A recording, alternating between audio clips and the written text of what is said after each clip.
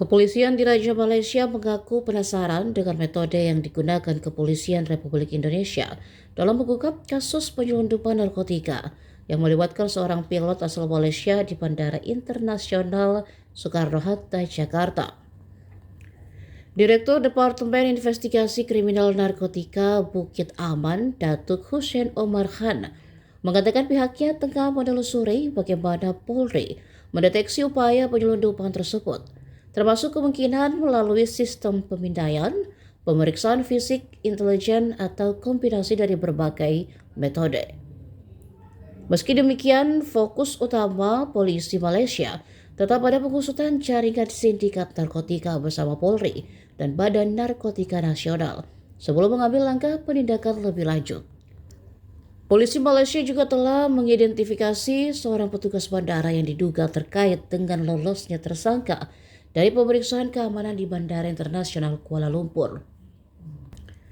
Sebelumnya, seorang pilot dan seorang awak kabin asal Malaysia ditangkap aparat Indonesia setelah diduga membawa narkotika saat tiba di Terminal 3 Bandara Internasional Soekarno-Hatta pada 29 Juli. Hasil penggeledahan menemukan 15 bungkus narkotika berisi 70.114 kapsul ekstasi dan sabu dengan nilai sekitar 45 juta ringgit atau sekitar 197 miliar rupiah.